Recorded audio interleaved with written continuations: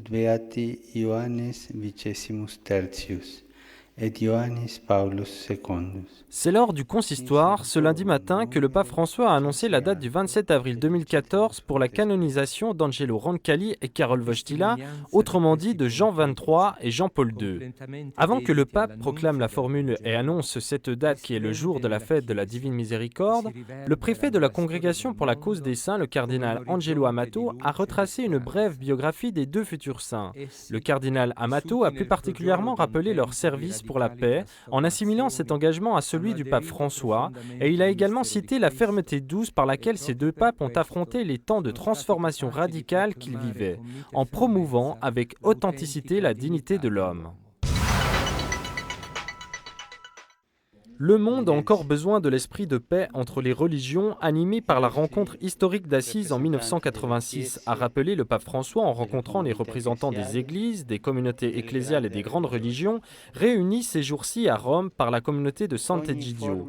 Nous ne pouvons pas assister indifférents et impuissants au drame des enfants, des familles, des personnes âgées frappées par la violence. Nous ne pouvons pas laisser le terrorisme emprisonner le cœur des non-violents et semer la douleur et la mort chez tant de gens. Ensemble, nous devons veiller pour que le monde ne soit pas en proie à cette violence qui est contenue dans chaque projet de civilisation qui se fonde sur la négation de Dieu. Le commandement de la paix est inscrit au plus profond des traditions religieuses que nous représentons, et si dans le monde il y a peu de paix, c'est parce que le dialogue manque. On a du mal de sortir du strict horizon de nos intérêts propres pour s'ouvrir à une vraie et sincère confrontation. Le dialogue, c'est la voie de la paix qui gagne sur la guerre. Par un chirographe, le pape François a institué lundi le Conseil des cardinaux, ce groupe composé de 8 cardinaux nommés le 13 avril dernier. Mardi s'est tenue la première réunion de ce conseil en présence du souverain pontife. Les sessions de travail se poursuivent jusqu'à jeudi 3 octobre. Dans le chirographe est formellement écrit que le Conseil des cardinaux aidera le pape dans la gouvernance de l'Église et dans l'étude d'un projet de révision de la Constitution apostolique Pastor Bonus qui porte sur la curie romaine. Acceptez les pécheurs, regardez vers la sainteté, a dit le pape François lors de la catéchèse de l'audience générale devant des milliers et des milliers de fidèles et pèlerins réunis place Saint-Pierre. L'Église qui est sainte ne rejette pas les pécheurs, au contraire elle les accueille, elle est ouverte également aux plus éloignés. Elle demande à tous de se laisser envelopper par la miséricorde, par la tendresse et par le pardon du Père, qui offre à tous la possibilité de le rencontrer, de marcher vers la sainteté. Dans l'Église, Dieu qui nous rencontre n'est pas un juge impitoyable, mais il est comme le Père de la parabole évangélique. Tu peux être comme le fils qui a quitté la maison, qui a touché les profondeurs de l'éloignement de Dieu. Quand tu as la force de dire « je veux retourner à la maison », tu trouveras la porte ouverte. Dieu vient te rencontrer parce qu'il t'attend toujours. Il t'étreint, t'embrasse et te célèbre. Le Seigneur veut que nous faisions partie d'une église qui sait ouvrir les bras pour accueillir tout le monde, qui n'est pas la maison de quelques-uns, mais l'église de tous où tout le monde peut renaître, être transformé, sanctifié par son amour, les plus forts et les plus faibles, les pécheurs, les indifférents et ceux qui se sentent découragés et perdus. L'Église de tous offre la possibilité de parcourir la route qui mène à la sainteté, la route du chrétien. Elle nous fait rencontrer Jésus-Christ dans les sacrements, plus particulièrement dans la confession et dans l'Eucharistie. Elle nous communique la parole de Dieu, elle nous fait vivre dans la charité, dans l'amour de Dieu. L'Église a le devoir d'accueillir et nous tous chrétiens devons regarder en haut vers la sainteté. Le fondement de la construction de la paix engage l'origine divine de l'homme, de la société et de l'autorité même qui implique les célibataires, les familles, les différents groupes sociaux et les États à vivre des relations de justice et de solidarité. Ainsi s'est exprimé le pape en recevant le Conseil pontifical Justice et Paix pour les 50 ans de l'encyclique Pacem in Terris de Jean XXIII. Justice, développement humain, solidarité, écoute et possibilité de s'exprimer sont à la base de politiques justes, durables et pacifiques. Mais je me demande, a ajouté le pape, si les mots justice et solidarité ne se trouvent que dans notre dictionnaire ou si tous nous œuvrons pour qu'ils deviennent réalité. Pacem in Terris trace une ligne qui va de la paix à bâtir dans le cœur des hommes à un changement dans la pensée de notre modèle de développement et d'action à tous les niveaux pour que notre monde soit un monde de paix. Et parlando di pace, e parlando della inumana Quand je parle de paix, quand je parle de la crise économique mondiale inhumaine, qui est un symptôme du manque de respect pour l'homme, Je ne peux pas ne pas rappeler avec une grande douleur les nombreuses victimes de l'énième naufrage tragique advenu aujourd'hui au large de Lampedusa.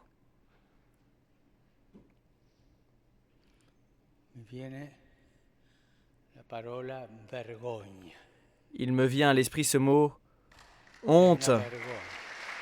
C'est une honte.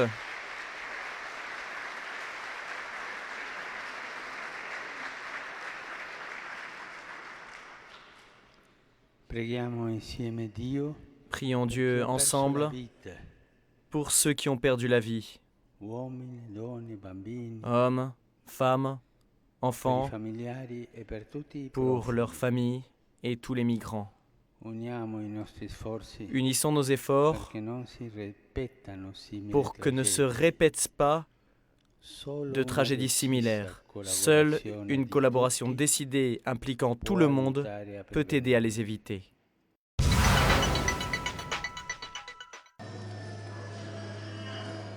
La cité du Poverello a embrassé l'homme venu du bout du monde. Le pape Bergoglio a choisi le 4 octobre, fête de Saint François, pour se rendre en pèlerinage à Assise, rempli depuis les premières heures de l'aube de milliers de pèlerins en fête. La longue et intense journée du souverain pontife a commencé au contact des enfants handicapés et malades accueillis à l'Institut Serafico. Comme Saint François s'est dépouillé de lui-même et s'est revêtu du Christ, en aimant tout le monde, spécialement les plus pauvres et abandonnés, ainsi le pape a voulu encore une fois manifester sa proximité à ceux qui sont victimes de la culture du déchet, en remerciant tous ceux qui au contraire se dévouent pour mettre au centre de l'attention sociale et politique les personnes les plus désavantagées. La rencontre s'est déroulée dans un climat de grande tendresse. Le pape a embrassé tout le monde en donnant à chacun une caresse, un regard plein d'attention, une parole de réconfort. Dans la simplicité et la spontanéité, le pape Bergoglio a laissé de côté le discours prévu pour répondre aux paroles adressées par le maire d'Assise, Claudio Ricci, et par le président de l'Institut Serafico, Francesco Di Maolo. La douleur a besoin d'être entendue, a-t-il dit. Le chrétien cherche Jésus. Le chrétien sait reconnaître les plaies de Jésus dans les personnes qu'il côtoie. Le Fils de Dieu est présent dans l'Eucharistie et dans ses jeunes, ses enfants, ces personnes dans lesquelles nous touchons sa chair.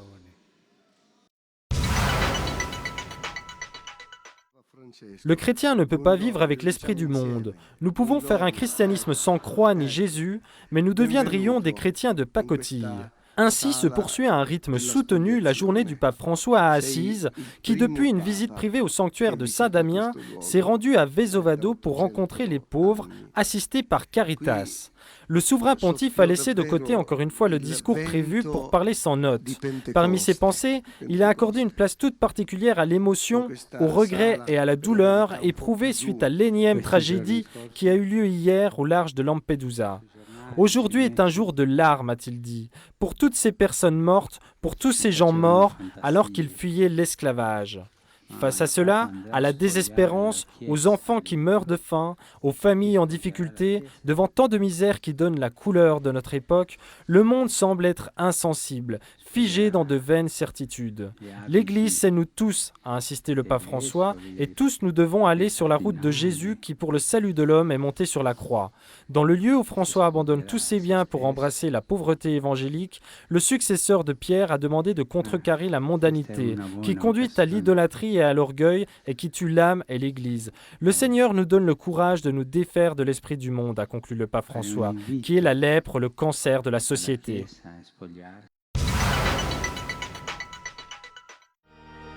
Au sein de cette cité de la paix, je répète avec la force et la douceur de l'amour, nous respectons la création, nous ne sommes pas des instruments de destruction.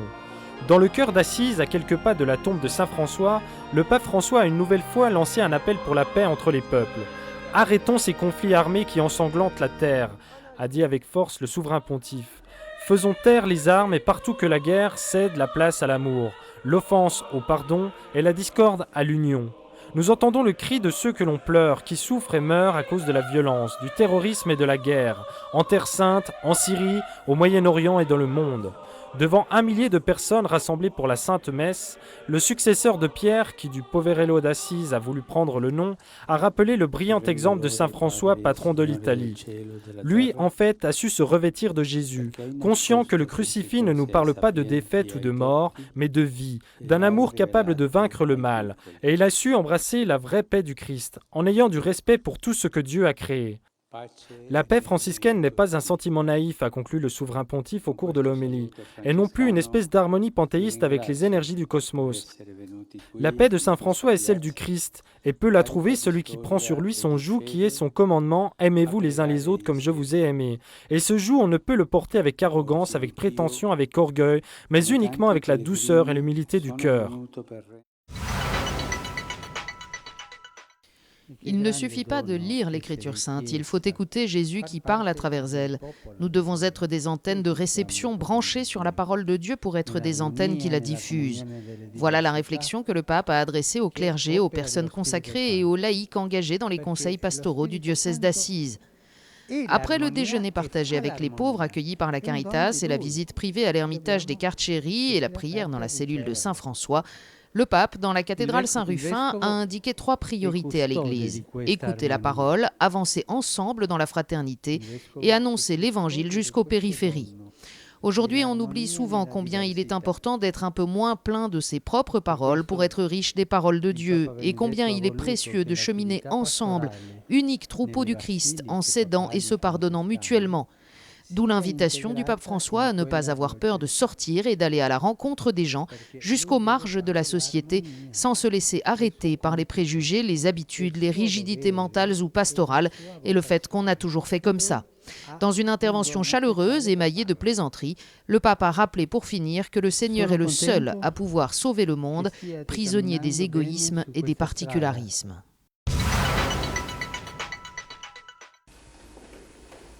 La visite du pape François à Assise, pèlerinage sur les lieux symboliques de la vie du Poverello, a été marquée par l'étape à la basilique Sainte-Claire, avec la vénération du corps de Sainte-Claire, la prière devant le crucifix de San Damiano et la rencontre avec la communauté des Clarisses. Le pape a adressé une exhortation aux sœurs, toujours vivre la contemplation avec Jésus, Dieu fait homme, et mener la vie de communauté avec le cœur grand ouvert en sachant pardonner. Les religieuses cloîtrées, avec leur vie apparemment éloignée des choses terrestres, sont en fait appelées à grandir en humanité, comme l'Église. Votre humanité, dit le pape, vient par le chemin de l'incarnation du Verbe, de Jésus. Le signe de l'humanité accomplie d'une sœur, c'est la joie.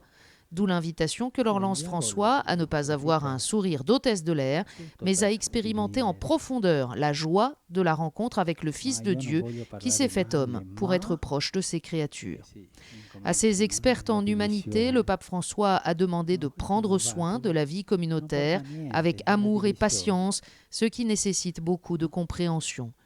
Que le monastère ne soit pas un purgatoire, a-t-il conclu, mais une famille, même avec toutes ses difficultés.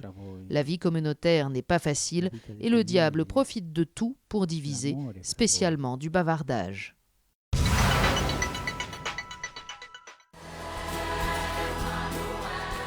Une fête de la foi avec l'enthousiasme de la jeunesse. Le pèlerinage du pape François à Assise s'est terminé dans un bain de joie au milieu des jeunes qui l'attendaient devant la basilique Sainte-Marie des Anges après sa visite à la Portioncule. Dans une sorte de dialogue à partir des questions préparées par les jeunes, le pape a lancé une mise en garde contre l'attitude égoïste si profondément enracinée aujourd'hui, contre la culture du provisoire, rappelant que Jésus nous a sauvés définitivement. L'humanité aujourd'hui a besoin d'être secourue car le mal fait son travail, a dit le pape. Mais un chrétien ne peut céder au pessimisme car il est conscient que l'amour de Dieu est plus grand et que sa miséricorde est infinie. Le pape a exhorté les jeunes à porter l'évangile dans leur cœur et entre leurs mains pour transformer la société, chacun selon son charisme propre, selon le dessein de Dieu pour chacun de ses enfants. Aux jeunes couples dans une société qui privilégie les droits de l'individu sur la famille et à ceux qui veulent consacrer leur vie à Dieu, le pape a demandé d'accomplir des pas définitifs avec la certitude que Dieu ne les abandonnera pas et les soutiendra toujours. Avant de quitter Assise, le pape a effectué encore une visite privée au sanctuaire du Rivo Torto dans le taudis occupé par François et ses premiers compagnons. En un peu plus de 12 heures, le pape a prié, rencontré des milliers de personnes, évoqué de nombreux sujets d'actualité et de spiritualité.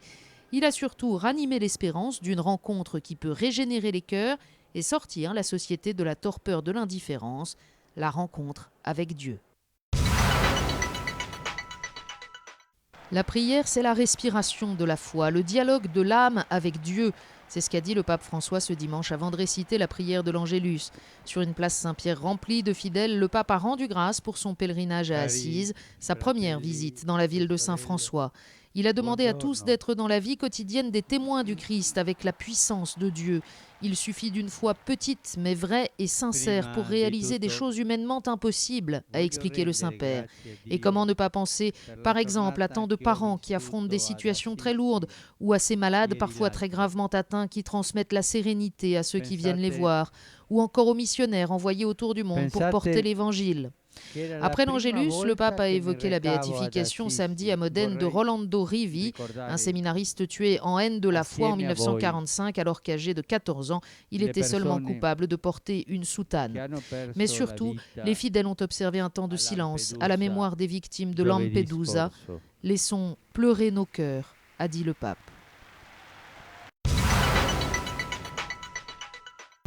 Lors de la visite du pape François à Assise vendredi dernier, on a pu constater la présence de 8 invités de marque, les cardinaux auxquels il avait fait appel en avril dernier, un mois après son élection, afin de l'assister, de le seconder dans une mission de grande importance, la réforme de la curie romaine.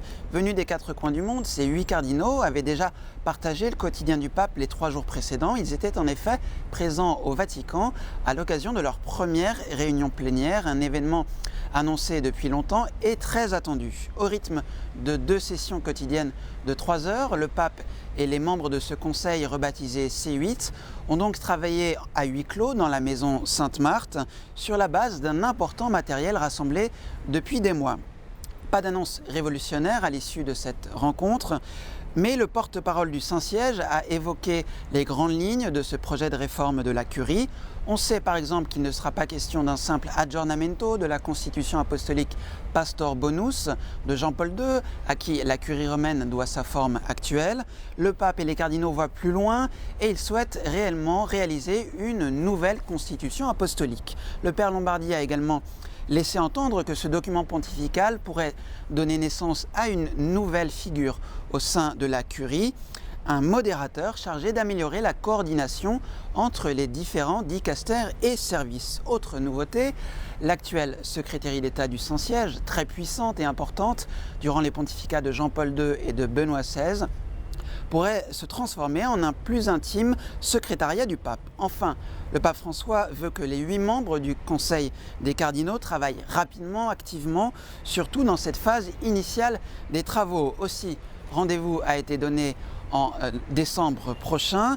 Les cardinaux ensuite se retrouveront à nouveau en février 2014. On le voit bien, le pape a bien entendu le souhait d'une réforme rapide de la curie émis par les cardinaux lors des réunions préparatoires du conclave de mars dernier. Je vous dis à la semaine prochaine.